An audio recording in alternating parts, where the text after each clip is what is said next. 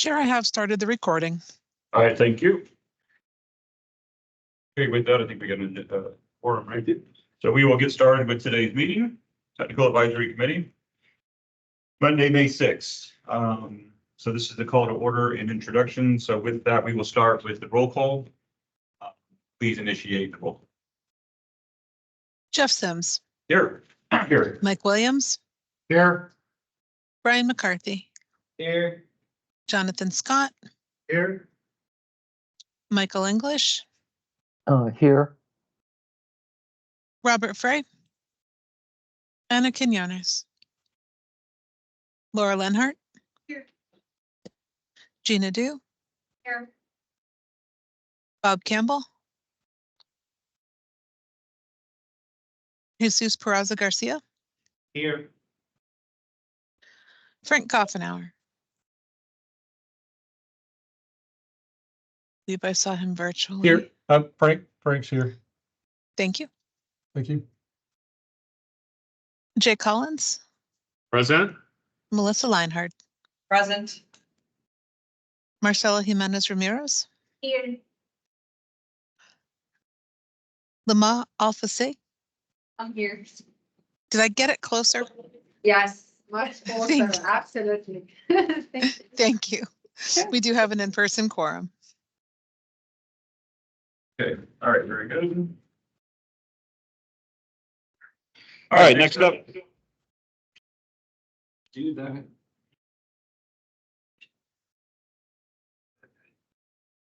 All right, any feedback?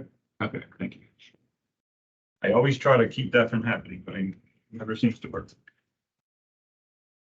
All right, so next up is public comment. Do we have anybody in person or virtually that wishes to speak?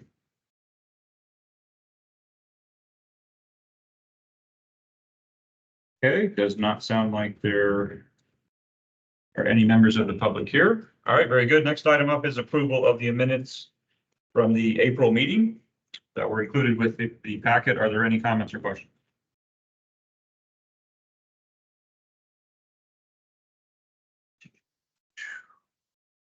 All right, hearing none, can I get a motion for approval? Melissa Leinhardt, move for approval. Thank you, Melissa. Jay Collins, second. And Jay with the second. All in favor, say aye. Aye. Any opposed? All right, great, thank you.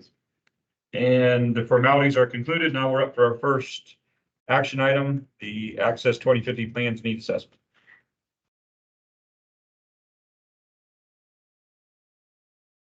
Good afternoon. Are we gonna go on slide? Yes, sir. Yeah. Hold up.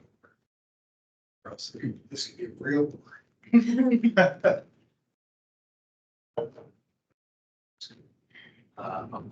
just think.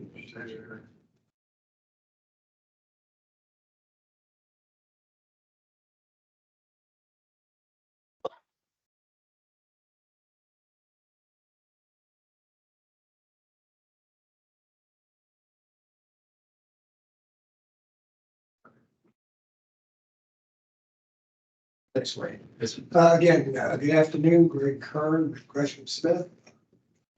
So selected to do the major projects performance assessment. So with that, I will get underway. The objective, what I want to do is talk about today. Number one, just talk about the objective of the assessment. Its role in the 2050 RTP. Number two, talk about our methodology and testing, three performance metrics that we use to assess the value of these projects. Number four, we'll show a project ranking. Number five, we'll talk about economic benefits assessment overall. So the objective is part of the 2050 needs plan. We are determining the effectiveness of major investment projects. Transportation projects. So those could be managed lanes, interchanges, capacity, meaning widening of an arterial road or a freeway, and even premium transit. So that's what we are analyzing. By the way, major investment project, we're talking about relatively higher capital cost compared to other projects. That's what we're determining as a major investment.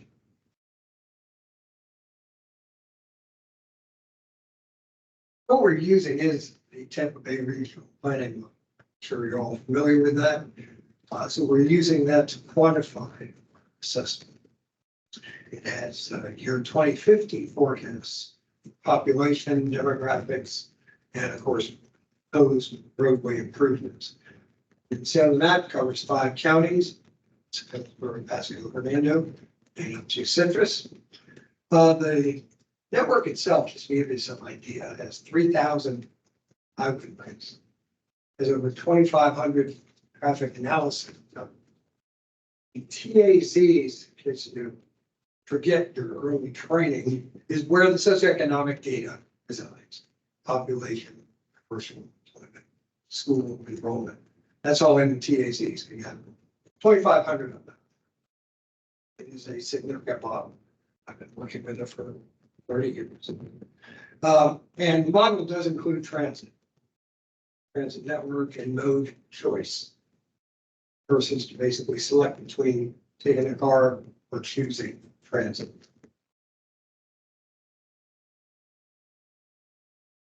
To give you another perspective of magnitude, what's happening in the model. 5 counties represent over 16.8 million person trips on a daily basis. The pie chart there gives you an idea of how they break up between the 5 counties. The gradient off to the right, 47%, and that's Hillsborough. And the next closest is Pinellas, 26%. So it gives you an idea of how influential Hillsborough County is to the operation of this whole network. And we're going to talk today about peak trips. And peak that we're analyzing, the model analyzes, is an afternoon peak. And it is 3:30 to 6:30 p.m. So it's not a peak hour because peak hours in metropolitan areas don't exist anymore. Period, several hours. So when we talk about peak, we're talking about the afternoon, 3:30 to 6:30. So the major investment projects that were evaluated came from FDOT, came from the TPO, came from HART, a few other sponsoring agencies. We identified 24 projects that the FDOT District 7 consultant, Janet Fleming, analyzed in the Tampa Bay Regional Plan. So they analyzed these 24 different projects. And in doing so, they broke them up into 10 model runs. So instead of throwing 24 projects, and you're not going to get any discernible information at that time, they put them in groups to identify more specifically how a particular project, like the I-4 management, how that might perform. So there were 10 different model runs. We took those model runs and did our quantitative assessment on the performance. And the metrics we used are these: person hours of delay, access to jobs, which is really how much improvement do we see in accessing an employment center based on socioeconomic data again. That's within 30 minutes of a corridor. So when we talk about access to jobs, we're talking about how we improve access to commercial, retail, employment data sites within 30 minutes of the corridor. We looked at auto, travel time, transit. We have some indices there: planning time and reliability index. Basically, those are basically saying how much of the capacity of the project is really operating well. Is it 80%, 70%? How well is the overall system working? And then we have transit ridership too. So what I want you to focus on here are the project rankings.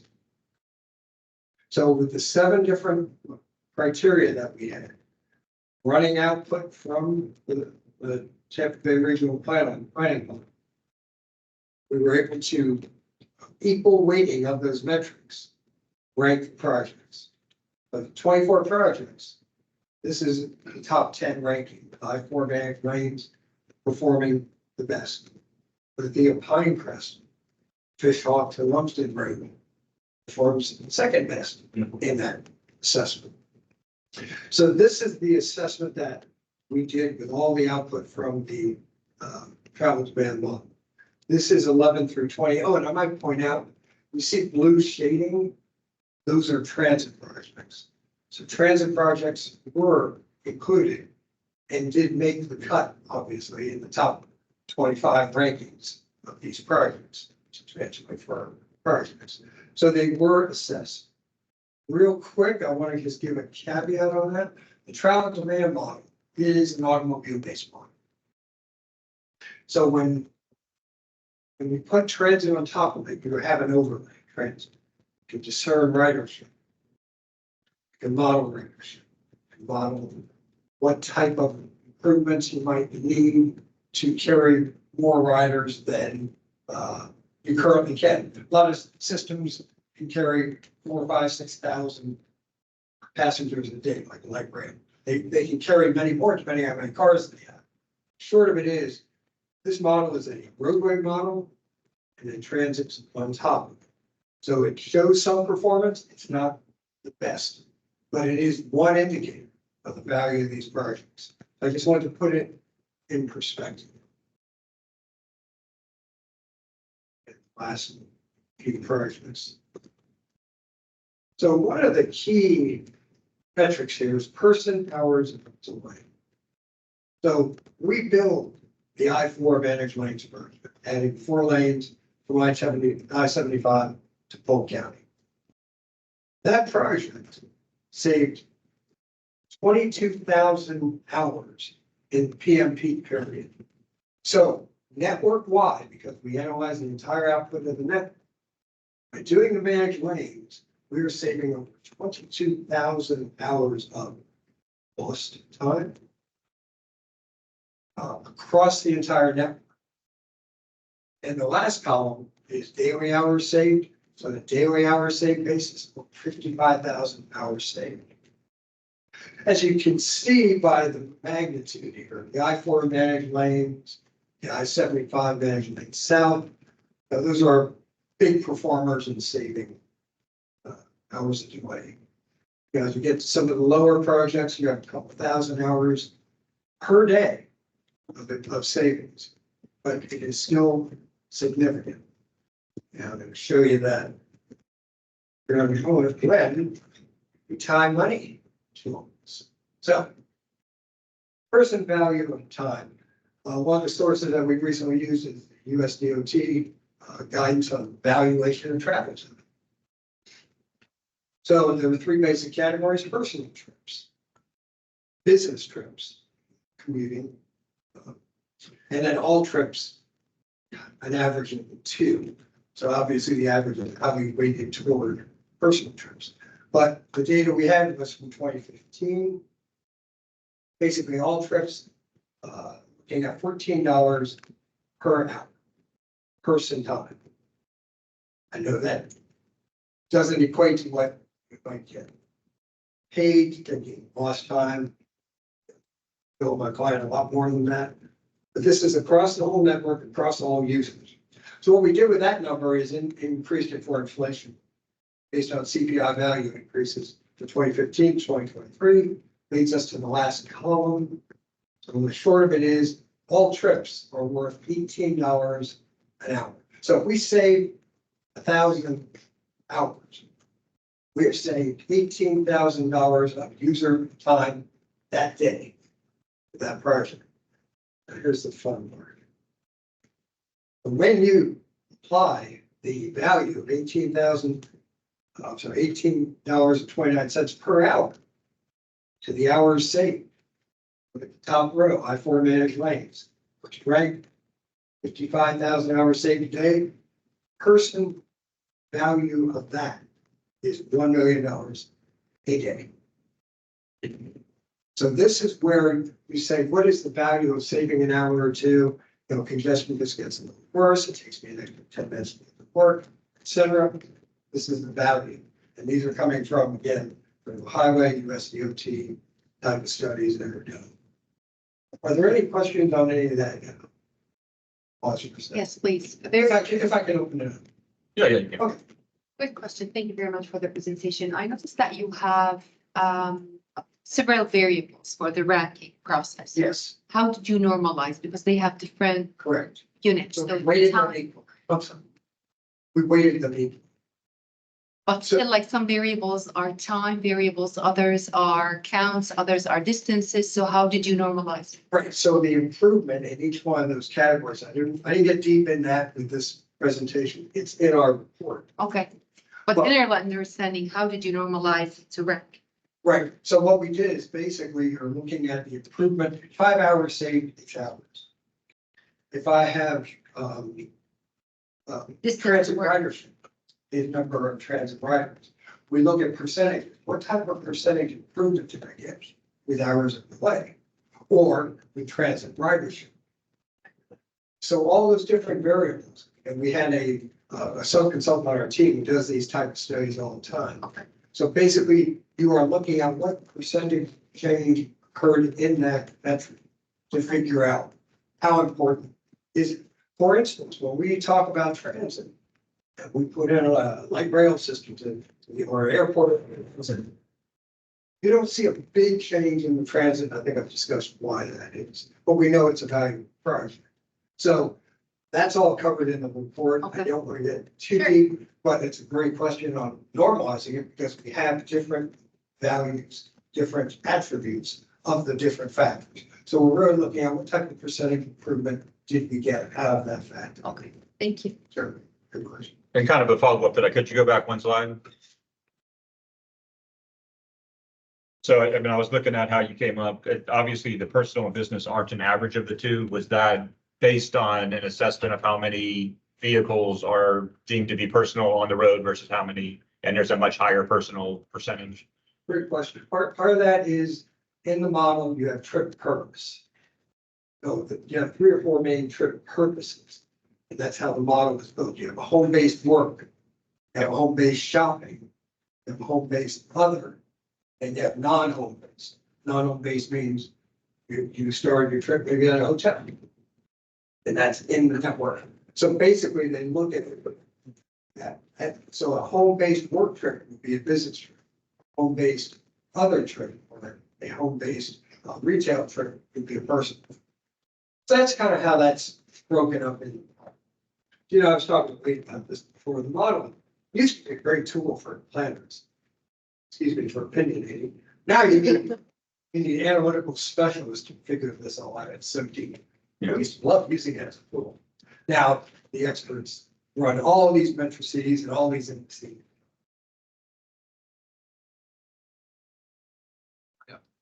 Oh, one more question. Yeah. From Jay. Absolutely. I was just wondering, is the model intuitive enough that when you actually do create transit, it's going to go ahead and say, I'm going to change the land uses around the transit stations? Or are you working with a static land use for the SE data? That's, so getting back to the traffic analysis zones of land use, we're looking out to the year 2050. So local governments feed that information to, in this case, DOT, who's putting the model together. So if there is a proposed transit line, the airport downtown, they're going to look at, oh, we've got park plans, 6 stops. So those 6 stops, where are they right now in the early planning to be located? Great. Now we'll look at the socioeconomic data and say, we're going to increase the commercial development around those stations within a quarter half a month. So, and this is a key point. And for instance, we waited a couple extra months here to get final data, like Manatee County, still trying to put together a lot of this data yet. It's very complicated, but goes back to the local governments who really set zoning, if you will.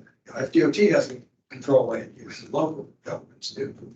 So that's exactly it. When a project like light rail is proposed, the local government is coordinating with, in this case, ART, to say, where do you think the stations are going to be? We're going to increase density and intensity of use around those stations. So, right, but the follow-up is that the SE data is the SE data. We do not have SE data A, B, C, D, and E. So the SE data is static, and then you actually put in any kind of an infrastructure project based off of what the land use planners have said for the population and for the densities and where, yeah. So they feed off of one another and one can eat the other is what can happen in that. So what often happens, great points. What often happens is scenario testing. Yeah. So somebody may do scenario testing. And you know, I'm from Orlando. We've done this ad nauseum for the last 20 years, but we build different scenarios. What if we continue to spread our development? In this case, continues up Pasco, down Manatee, all that. What if we concentrate around the existing development? What's that land use look like in 2050? So you can run a couple scenarios. And to directly answer your question, we're using static, we're using set forecasts that based on the proposed projects building from last 2045 LRTP. Looking at those projects, what if DOT wants to do, what the county wants to do. Now, do we update socioeconomic forecast 2045, 2050? So that's kind of the process, but you're right. It is one set of data that we are then applying the model to and seeing what comes out of the black box. Thank you.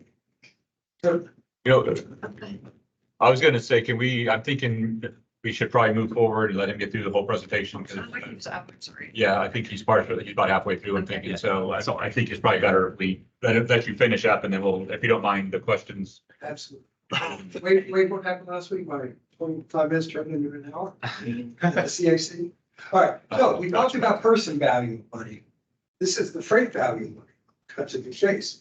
The freight, the value of time lost on the road is 4 times the freight carrier.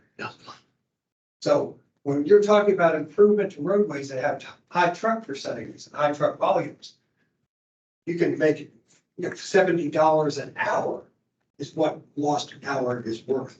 So that's important. I'm not gonna get into it, but the short of it was here, I gave some information here on the second to last column is daily truck percentage. I-4 is 12%, Suncoast Parkway is 13%. So if I'm saving 55,000 hours, daily hours saved, I convert that into how many of those hours of truck, apply that $71 to it, I get $482,000. If I double counting a little bit, I don't want to get into that because we can argue that, but it gives you an assessment for the value of freight. Now I want to get to transit real quickly. So again, the model does some things good on assessing transit. A lot of this is built on case studies. I've been working on different cases. I've done JTA, Orlando, I've done Charlotte, transit for premium transit, et cetera. So these are a couple of big cases. The one on the left is Denver RTD. They built some similar to what you're trying to build right now, from the airport to downtown. I've been on it a couple times. Fantastic. So that has not only enhanced community connectivity, enhanced connectivity to the airport and downtown, 24,000 daily riders a day. Fantastic. An economic impact of $2.6 billion. The CAT system on the right side, the Charlotte Area Transportation System, links is their light rail system.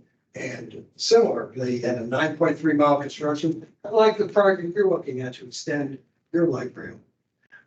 Short of it is $4.4 billion of investment. When you do a project like this in a downtown area, a dense area, you are going to see incredible redevelopment around that. And these cases have been proven out. Last thing I'll point out, American Public Transit Association has studied this. It said for every dollar invested in transit, $5 return. So we have a lot of data to go by to show the value of that. As we get into cost discussions, I wanted to point out graphic after FDOT. The story of it is from November 2020 to July 2023, the bid prices, or the prices that once you design a job and out to a contractor, they bid on to do the work. Bid prices have gone up 34%. The variability there is insane. And it makes it very challenging as we are projecting out to year 2050 and say this project that we built in 10 years, 15 years, 20 years, here's the cost. We recognize there's a lot of variability. So the importance there is to keep monitoring that, keep monitoring the costs. I just wanted to point out that statistic. So at this point, that wraps up my my presentation. We're looking to accept the study and moving forward with a major project ranking list for consideration in the cost feasibility plan. Yeah, I definitely, and we've had discussions here about the cost and seen some projects lately that were out there and they've come back more recent and they're just incredibly higher than they originally were coming in. So that graph makes sense from what we've been seeing, at least in my limited time here. So. Okay, great. Questions? Jeter.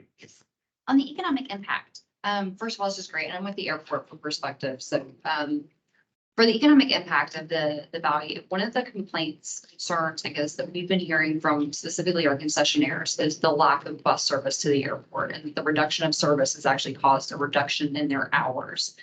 Do scenarios like that play into your economic impacts to Sorry, in the hours of, them being able to operate? So our concessionaires have actually had to reduce their hours because of the reduction in, and it's something that we know Hearts working, like, you know, it's unfortunate there isn't funding for those types of things, but it is the number one concern from our concessionaires. so short of it is not volunteer. Okay.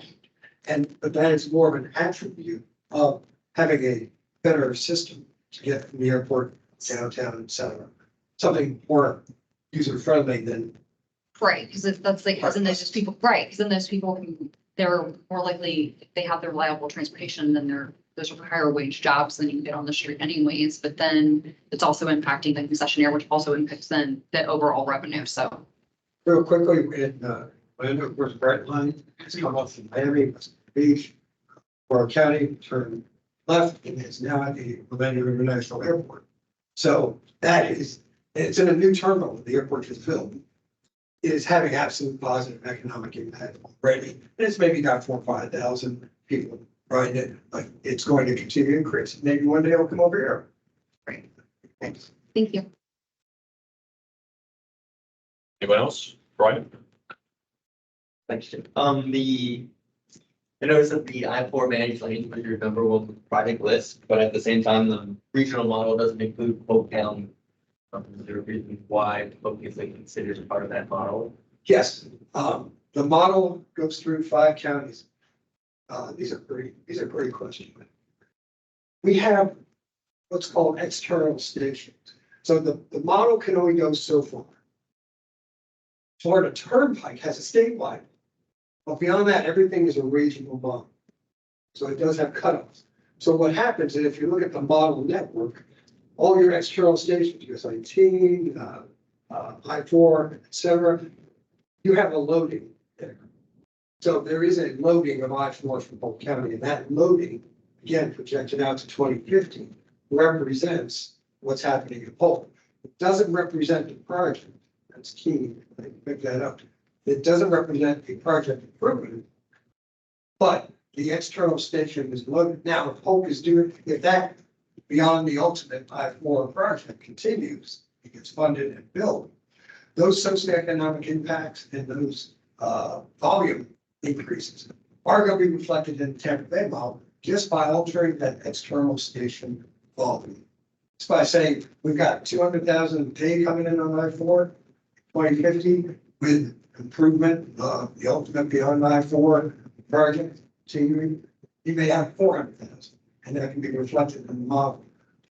Bring up great question about the model. Again, it is built local input, and it's built with FDOT and other oversight, if you will, and balancing.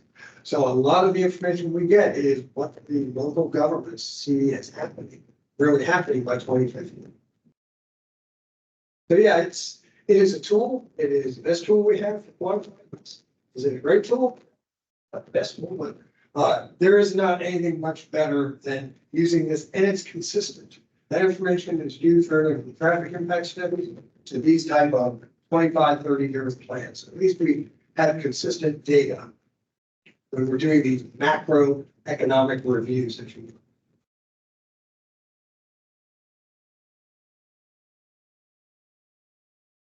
Yes, Jesus. Thank you. Thank you for the presentation. The statement that rail transit is more user-friendly than bus transit is debatable. But that's not the debate I want to pick on right now. I've noticed that lithium Pinecrest is number 2 on the list. Yes. But when you look at the time delay table that you had, it was not that, yeah, that one. So lithium The one with Pinecrest, the, that's the down one with the dollar amount. You have one with the dollar amount, I think, 2 slides down. Oh, all right.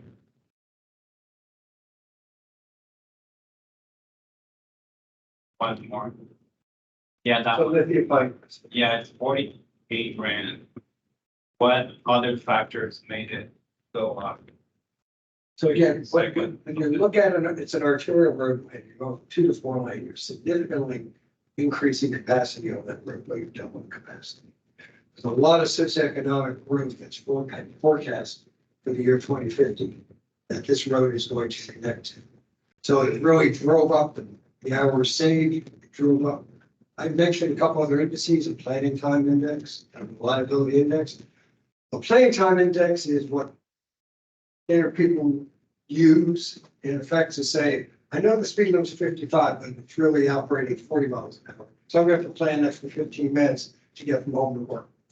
That is literally what the planning time index is. Reliability index, looking at 95% of the capacity and the operation of the system. Is it reliable? How often is it shut down from emergencies, et cetera? There's a factor tied to that. So those are other factors we need to get into that, well, that particular project played out very well. It's working. And again, it was equal weighting across the board. At this point, you can get in and start, gating it, if you will, to see, is this worth more or less? But this is a tool, and this is a key thing. We're using a tool, we're using the model that's a tool. That has, good accuracy, it is limited. We're doing this assessment based on the output. It gives you more of a tool for making decisions. It's not the only tool. This is one value to look at, the absolute value of these different projects. In your 2045 LRTP, we went through the same process. You looked at different projects, it came up with 1 or 2 indices. We have provided more indices than that time to give you an idea of how. Thank you. I appreciate your comment. I can try it together. I understand. Okay, Jay? Oh, So I think the next question is theoretical. I wonder if they do it here or elsewhere. The majority of what you have up there is something that would be, TIA would have it or some other managed toll lane, right? Do you ever drop the tolls and see how that actually works? To see if that's more people, less people, and what that does in the model? So this is a question that came up a week or 2 ago about these managed lane projects. Are they tolled right now? You can toll them in the model and you can gauge the toll to see how it performs. At this point, they, as far as I know, have not gone through that level. The managed lanes project is basically saying, I'm going to be able to get on some express lane where I don't have congestion every 4 miles at interchange. I've only got congestion at 1 mile, at mile 15, at mile 30. So because of that, I got more free flow and things operate better. What we understand, they've not told these yet, but they being FDOT, typically who has their consultants doing, can do tolling and can do gaming on this to see how that impacts demand. Absolutely. Thank you. Jonathan? That's an excellent presentation. I liked how you ranked all the projects. I found that interesting when you showed that one slide of the other cities that have those transit projects. I was just curious, what's your hidden agenda or thinking on that? Was that like we should be kind of like over here? I was just curious why you threw that in there, Excellent question. I probably could have used this slide last week. Citizens Advisory Committee, to be honest, to give them a feel, because as I noted at the introduction, the model is a roadway model for transit on time.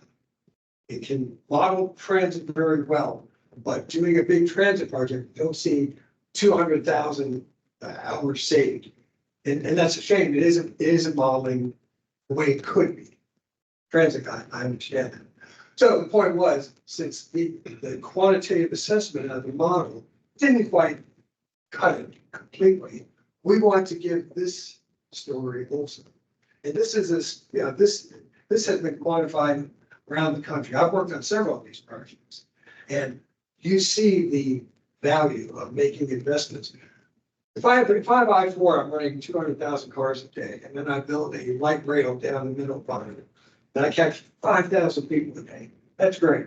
5,000 out of 200,000 is hardly anything in terms of a percentage diversion of persons. But it's important because now I can have some economic development along the way. I can support other goals, other objectives. Florida is a slow comer to transit. We're building and building. What Hart's done, what JTA's done, what Links have done, and Miami-Dade Transit. Making strides and realizing the economic value of projects. So that's why I wanted to tell that side of the story, because the numbers, you know, this gives you a better assessment of really what the value, one of the great values of transit investment. All right, well, thank you, Greg. I mean, certainly, I think the one take back, there's a whole lot of variables, and I realize this is a difficult prospect. I was looking here at some of the cost estimates, and you know, some cases projects can be a half-mile long, and in some cases they're 20-something miles, so there's impacts to be considered on the back end too on all this. But I think it sounds like a useful tool, and it's prompting more questions as I speak. So I'll let Brian get to the last one. If you go back to your, I think there was an access to job slide.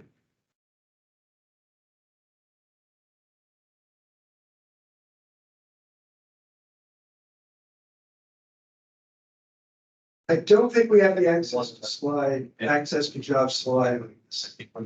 I think he just mentioned that. It's in the Yeah, I think he mentioned. And yeah, we had a longer presentation last week. It got too deep. Like in the weeds, so. But do you have a question, Brian, about overall access to jobs? I guess just looking at your top 5 for the roadway. I know for our city, it's most of that interchange at 301 and Harney. Yes. Because that's our big industrial area. And I guess I was just wondering, in terms of the model, are you also looking at how it's impacting the adjacent roads? So like I know Davis Road is the county road that basically goes from that's US 301 Harney up to Fowler, that would then come to the intersection. Just in terms of how well performing those minor roads, I guess, so to speak, or how well they've improved their health. It absolutely does impact the other roadways. So if I do an improvement, the model is basically, think of it as a gravity model with water flowing down, and I put in 2 tubes, I put 4, and I put in 8, increased volume on the tubes.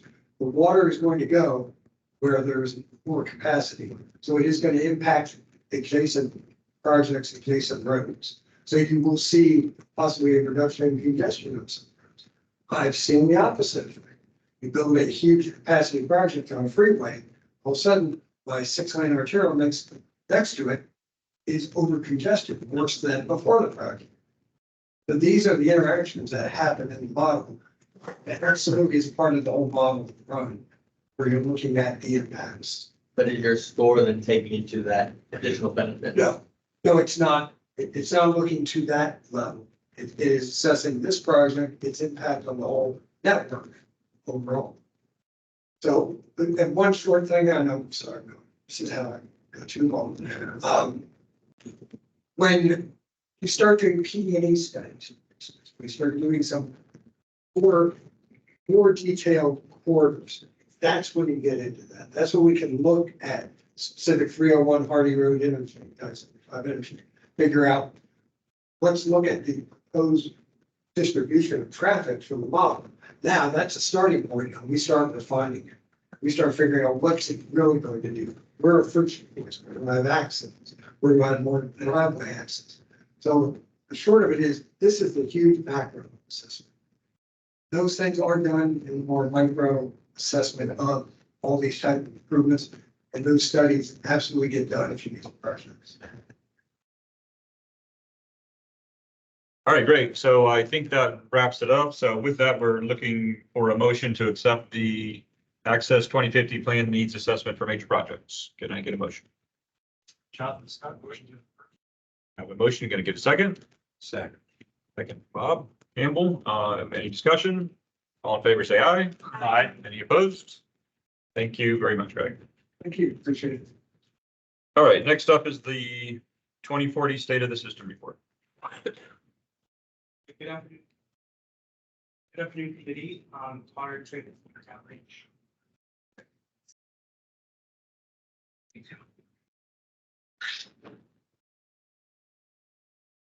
I'm Connor Trader McDonald, here to present the 2022 State of the System Report. For background, the State of the System Report serves as the federally required congestion management and crash mitigation process. The last update was in 2021, the last major update was in 2021, with a few updates since then. As done in the past, the State of the System Report covers all 5 categories of the funding buckets, consistent LRTB development. This year, we included special emphasis on transit or the choices for driving. And I'll cover the main points and provide some key takeaways for each section. Oh.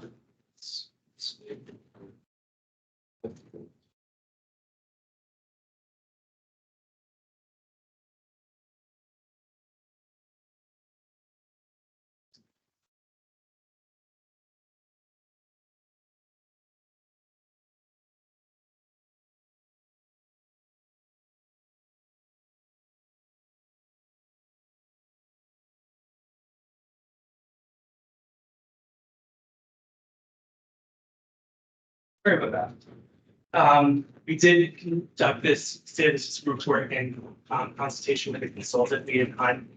So I'll do my best to answer all the questions, and review the specific questions. But I may have to refer to Lead and Hunt for details. For state of good repair and resilience, we cover pavement condition, bridge condition, and transit assets. For pavement bridge condition on the national highway system, we met all 4 goals set, and these are performance measures previously set, and then what is the current number for the most recent year. For transit assets, our previous goal of having the total support vehicles for equipment less than or equal to 19%, meeting or exceeding the useful life. And based on the data collected part in the National Transit Database, the actual 2022% to 60%, thus that goal is not being met. In addition, passenger and parking facilities rated below 3 on the term scale or 38% for 10% goals. And examples of passenger and parking facilities include parking garages, parking ride lots, rail terminals, and bus transfer stations. Here I've provided a map of paving condition in the county, the red being more need and the green being, and that's also in the report, so I'll let you remind me. For Vision Zero, we evaluated fatal and serious injury crashes by mode. In 2021, as you may recall, we saw a record high number of fatalities. So we researched that a little bit more. 43 or 16% involved in impaired driver, 10% involved in driver speeding, 63% occurred at nighttime, 46% involved in vulnerable user, 17% involved in an aggressive driver, and 7% involved in an impaired driver. Although we recognize that any fatality or serious injury is too many, we do want to take the time to compare across regions in Florida. So as you see, Hillsborough is second in fatalities, and I believe and third for serious injury. Also provided, the report also provides a heat map of those crashes along the high injury. The next category is smart cities. For this, we evaluated reliability and truck travel time reliability. We also took a look at volume to capacity ratio, finding a few movies that you might expect to be on that 1.5. For the TAC, sure you might be aware of what volume to capacity ratio is, but anything above 1 is where supply is over the demand, or the demand is over. As requested in previous data system report, we took a further look at air quality. In 2023, 71% of days were at a good air quality index score. And 5.7% of Hillsborough County's population was within 150 meters of a high volume roadway, which is almost 50% above the national average. 19% of Hillsborough population was within 300 meters of a high volume roadway, and 20% of those located in the EJ area. And further information about air quality monitoring can be found through our work with Ms. Baker, who has more information listed on our website of air quality, which you may be interested in. For real choices when not driving, as I mentioned, we took a greater focus on transit in this iteration. We found that a great majority of Hillsborough County residents, 79%, do not have access to what is deemed to be a good or acceptable transit facility. This number is lower for workers. We also found that 57% and 54% respectively of residents have no access to walking and biking facilities. For ridership levels, we found that ridership is increasing, but not quite pre-pandemic levels. We also evaluated the travel time to key economic spaces via auto transit. Density east does not have transit access, so you'll notice that that is not included in the transit budget. Sun City Center has the greatest difference with almost a 2-hour transit time and 25-minute miles.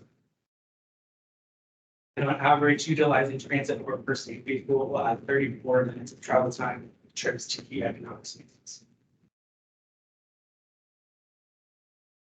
Further in health destinations, accessible via alternative modes. We found that 37% of residents had access to good walking facilities, but only 6% had good transit access to schools and 10% had good transit access to schools. Finally, we did evaluate the 2045 LRT major projects. Some more research of that, we found that 43% of interstates and 24% of other roadways are incredibly low. Quick summary, by 2050, the population is expected to grow by 35%, employment by 45%. The county continues to face significant challenges in maintaining improving conditions and performance of the transportation network. And finally, the average commute times are rising and congestion is producing additional safety concerns. Thus, smart and effective investment is needed. And with that, the recommended action today is to recommend acceptance of the 2024 State Assessment Report to the board.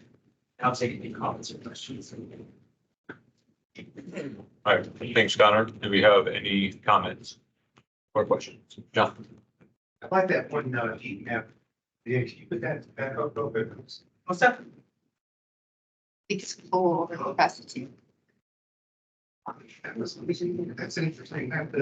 I noticed not like that, the southern part of South Tampa, like there's like no, did you guys not do that part down there, or was it just no, anyways, down there, I was curious. So I believe me and I evaluated the crash density here for a certain distance of the high tree network. So there are crashes down there. The black lines are present back out. Safer way to go with something. So that's the. Use the GIS software to do that? Yes. It is, I mean, I don't want to hone in on one thing, but since Jonathan asked it, and maybe this is beyond the scope of that, but on the map here, like I see all the the red hot spots along the major corridor, except for the one below it in the middle. Is that downtown Tampa? Like, you understand the red that I'm seeing? Right, it's red. It's not where a black line is, basically. Right, there, I believe there's a black line, Heinrich network in the channel side area. But I'm not sure what the distance of the metric was, why that's weird, but there is a crash hotspot, maybe just not near Heinrich. Okay. Not located exactly. On that black line. Talk about that black line. No, I'm talking about it, like, you know how below I-275, and it's like every other one is tied to what looks like an arterial, major roadway, whatever you call it. But that one section's not. And I was just curious, like, why there would be so many. I don't know if it's downtown Tampa, and there's a lot of fender benders, or, something to do with Bayshore, or I don't know. It's downtown. Probably downtown. Interesting. Probation. Oh, yeah, that'd be easier. Let my record. Yeah. Yeah. And congestion because. Okay, any other questions? Excuse me. Oh, sorry. Okay, some interesting stats. So we're looking for a motion to accept the 2024 State of the System report and forward to the board. Jay Collins will make a motion to accept the 2024 State of the System report. Thank you, Jay. You have a second? Second. Marcella seconds. All in favor, say aye. Aye. Any opposed? Great, thank you, Don. Thank you. All right, and last item on the agenda is the draft 24-25 Transportation Improvement Program update from our very own Wade. Good afternoon, everybody. Wade Reynolds, TPO staff.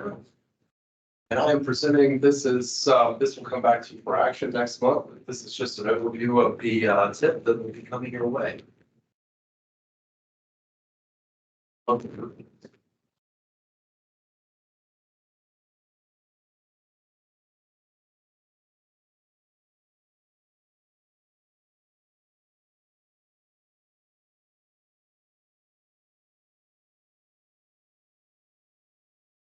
This is the fiscal year of 2024, 2025 through 2028, 2029. Tip updates. So a little bit of information to decode the tip. The tip is the 5-year implementation of the 25-year long-range transportation plan.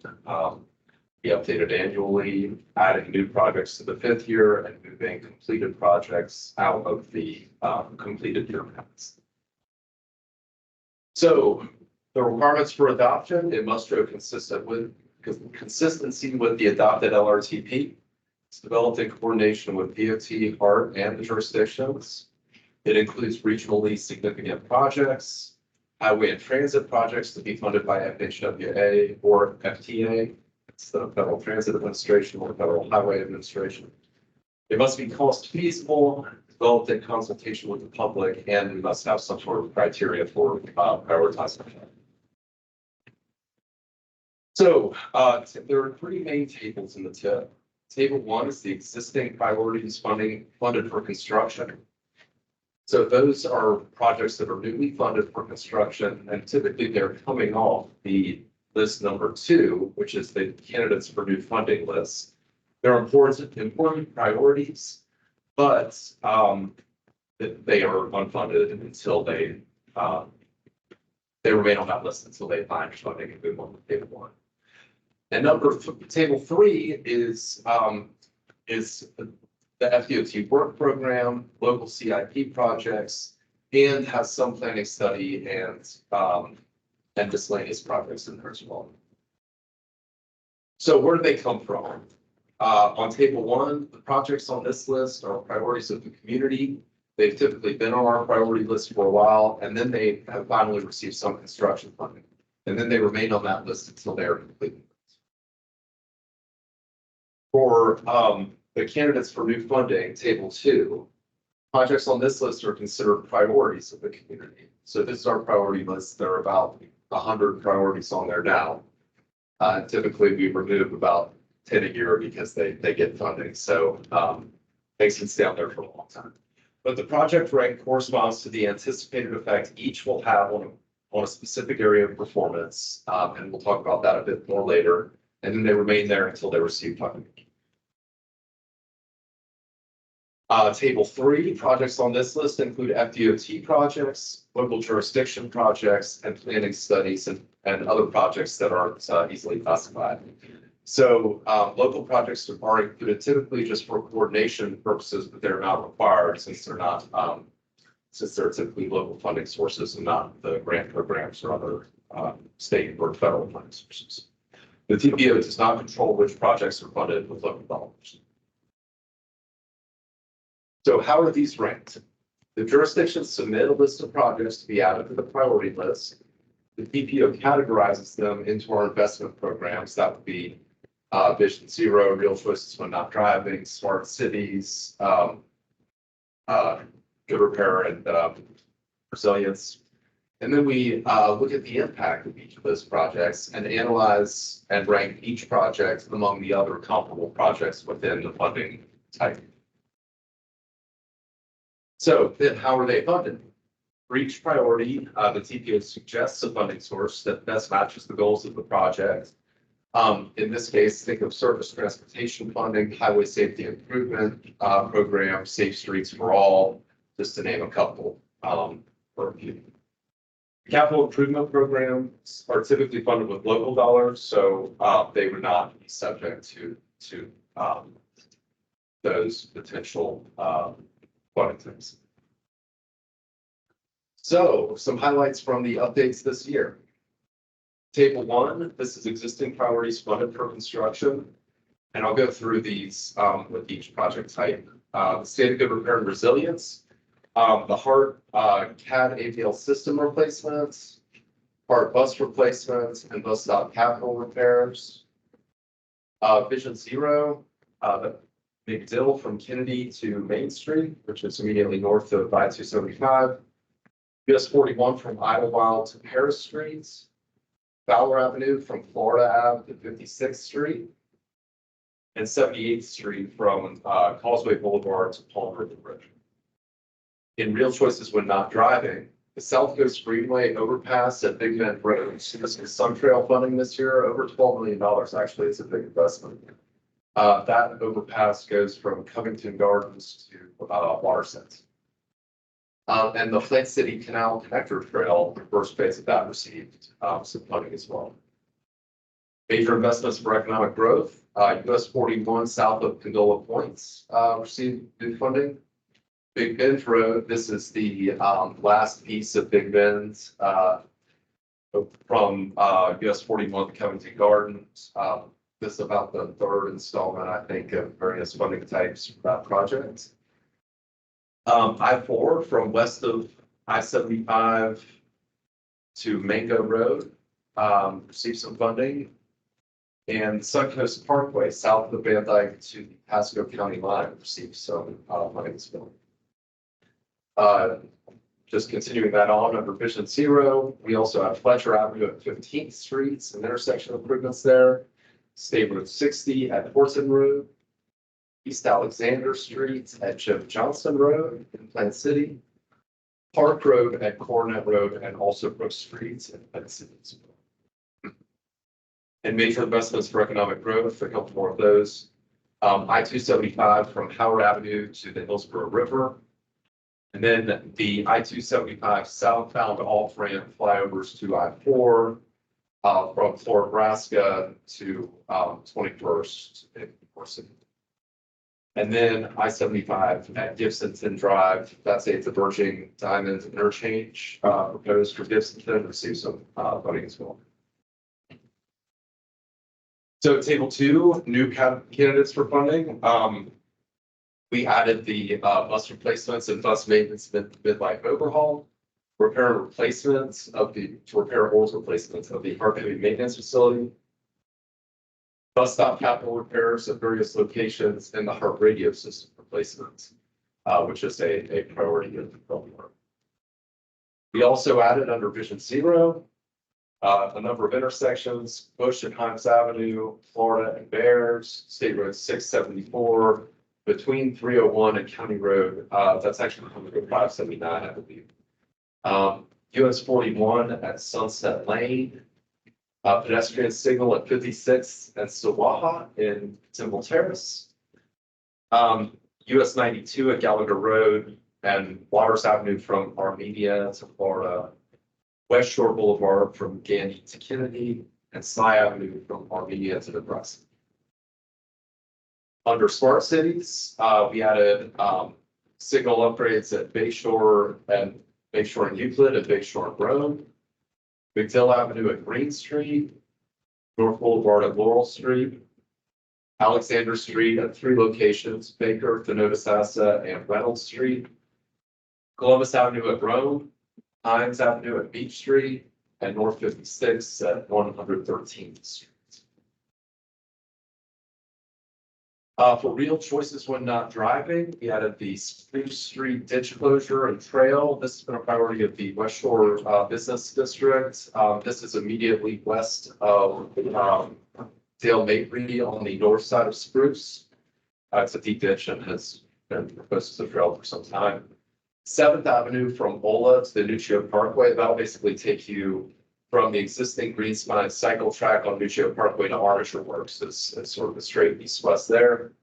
The Tampa Citywide Bike Network, which is a project along with the Bright Line Station multimodal connections in the city's RIA grants, which is reinvesting or reconnecting infrastructure, RIA.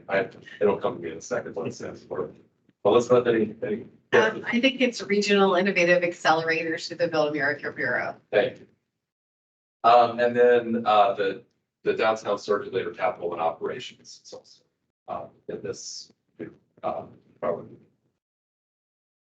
Major investments for economic growth, 2 additions this year, US 92 widened from 2 to 4 lanes from Maryland Avenue to County Line Road. So that is on the east side of the and potentially a new bridge at 122nd Avenue over the Tampa bypass now in Temple Terrace. So just a summary of the funding of the projects in the work program over the next 5 years by project type. The large blue piece of this pie, over 50%, is major investments for economic growth. The darker blue at the bottom left is miscellaneous projects. The pink, $1 billion at about 15% is state of good repair and resilience. And the orange is real choices when not driving. So new transit, typically that's about $1 billion as well. And then Vision Zero is the light purple and Smart Cities, the dark purple, together representing about 2%. I did just list out the interstate capacity projects specific that are at various stages of funding. Over the course, most of these are portions of Tampa Bay Next on I-4 and the east-west portions of I-275. And then the Virgin Diamond interchange, I mentioned that Gibson 775. Other capacity projects, State Road 574, Martin Luther King. That's from Kingsway to McIntosh, widening from 2 to 4 lanes.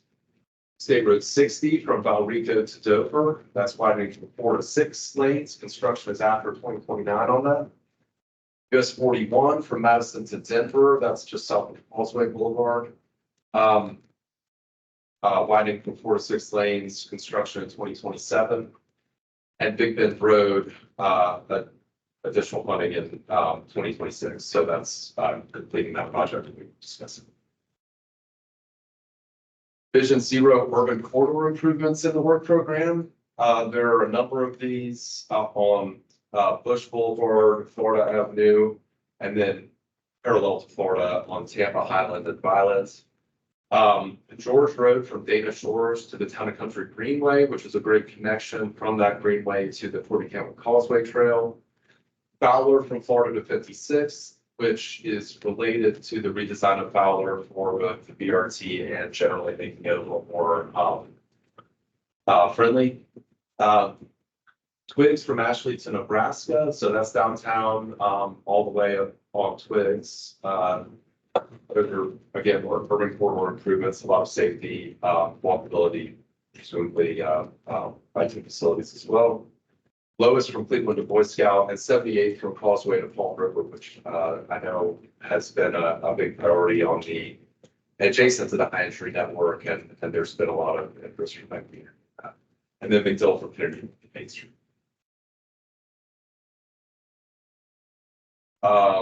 Vision Zero projects, Idlewild to Paris, that is for construction in 2025.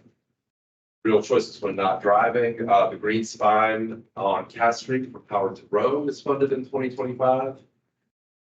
State Road 39 is funded for improvements from sidewalk improvements from James Revenue Parkway to I-4. Fowler Avenue from 56 to east of I-75, which is basically the bypass canal. Construction in 2028, that's a trail project. And then sidewalk gaps in various locations focused on the high injury network are also funded. So next steps. TPO staff are reviewing the new priority projects and funding requests. We have re-ranked the whole list of almost 100 projects with the newest available data through Urban SDK. So the order is going to change this year when typically we've just been adding these at the bottom of each of the funding priorities. The project ranking will inform the funding recommendations for programming in fiscal year 30. So next year, basically, and FDOT will consider those recommendations for the next program cycle. So milestones on May 12th, we will have a draft tip available for the 30-day public review. In May and June, the draft tip and priority list will be presented to committees for approval. That will be next month for you all. At the end of May, public notices are published in newspapers, flyers are mailed out to affected areas, and roadside signs are posted, particularly near any capacity projects. And then compliance checks are made prior to the final submittal to FDOT. So here is the presentation schedule. I'll be back with you all on June 3rd for action on this, and then June 12th is the public hearing. So I'm happy to answer any questions that you may have, but again, we'll be back next month for approval. All right. Anybody have any questions? Oh, sorry, Jake. Yeah, thanks. Just one quick one. Wade, that was a great presentation. Always happy to see a bunch more of biking trails and Vision Zero stuff that we're talking about in the tip. I'm excited to see that Spruce is finally going to get that ditch gone because I'm somebody who's, we'll leave it at that, with that ditch. How about east-west connectivity across Dale Mabry? I remember at one time FDOT talking about an overpass and everything. Is that still something that exists, or is that moved along? That is still a priority. That I-275 Greenway, basically, which is part of the Gulf Coast Trail, will connect from the Courtney Campbell and Howard Franklin bridges all the way over to the Riverwalk. That overpass, it's been requested by the SCTPA Multi-Use Trails Technical Group, the MUT group, as we call ourselves, to be included with that segment of Tampa Bay Next. So when the request is that when they do the Interstate Express Lane project there, they will also do the overpass at Dale Mabry to make that connection. But when we did that overpass study, we also did the study of Spruce and Dale Mabry and that ditch. The West Shore Alliance or West Shore Business District did some further work refining that concept a little bit. But we looked at using Spruce to be sort of a neighborhood or a more friendly for pedestrians and cyclists street to be parallel with some about here as well. Thank you, Wade. Okay, any other comments? All right, thank you, Wade. I definitely encourage everyone to look at the agenda in detail prior to the next meeting, because as you can see, there are always quite a few projects that are added. And, you know, it's better to have the question up ready and locked and loaded prior where possible. Sometimes that can save on time and discussion. But looks like you got quite a comprehensive list there. So I think that ends all the scheduled activity. Is there any old or new business for discussion? We do have one item, just to follow up on the multi. And I believe Ben Gordon is here online. So. Yes, I am. Hello, everyone. Ben Gordon, TPS staff, and I'm just dropping in here briefly to share some updates that we have carried out on the multimodal counts report. Give me 1 second to share my screen.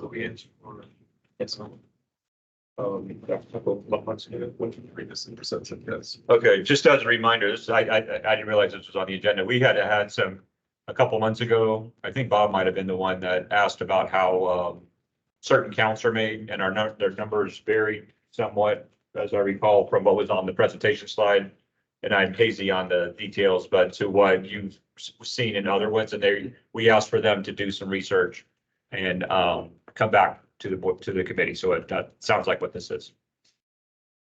Yes, so as you all might remember, we conducted some traffic counts of bicyclists, pedestrians, and vehicles at 80 locations on the high injury network across Hillsborough County. And the report, which you should have a link to in your packet, it shares the data from every location. But after that work was finished, based on feedback from you, from the committees and the board, we decided to produce some data visualizations to further complement the study. And what one immediate thing that we did, and you'll see it right here, is we extrapolated the counts to the whole year of 2023.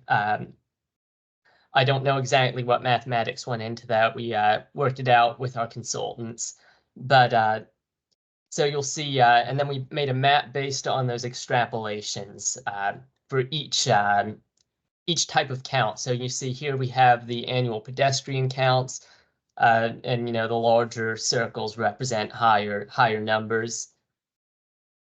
So we had another for bicycle counts, and then a final one for vehicle count. And then we also asked our consultant to map out crashes throughout the county for each type of road user. So we have here pedestrian crashes, bicycle crashes, and vehicle crashes. And then finally, based on these two different layers of data, we combined them. So we created a heat map that displays crashes at different locations, and then we overlaid the counts, right, the number of pedestrians, for example, in this map, with the larger dots visualizing how many people were on these different locations. And so here we have the heat map for pedestrians. Here's the one for bicyclists. And here's the one for vehicles. And so I'd say one really immediate takeaway here is just to see there are large numbers of bicyclists and pedestrians, even on the high injury network, even in these areas with some pretty intense crashes or numbers of crashes. Yeah, so you should all have access to this. I think you have the URL in your packet, and happy to answer any questions. Okay, do we have any questions? I think some of those maps are pretty telling. Especially the heat map ones where you had the overlay. Keep going down. Definitely. Is that big blue dot near Gandy? Is that Bay Shore? I'm not sure, to be honest. Yeah, there you go. The blue on the lower left, that's Bay Shore. And let's guess that's a university area up to the top with the light blue. With all the several circles. Yeah, right there. Yeah, it looks pretty close.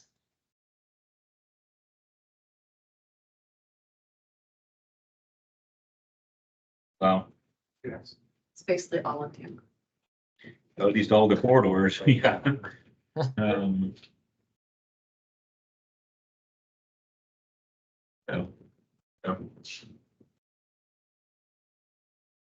All right, well, it's good, good background info. Bob, you? Yes, I'd like to thank you for this product. This is very useful for us, and we'll use this quite often. Appreciate you working on it. Okay. My pleasure. Thank you, Ben, for that. Thank you. And Bob, any other comments or questions? All right, thanks, Ben, for bringing that and following up from prior questions. All right, thank you. Yeah, all right. Any other items to discuss? All right, with that, I think we are officially adjourned. Thanks. Sure. Yeah, it's not a really good way to look at exposure.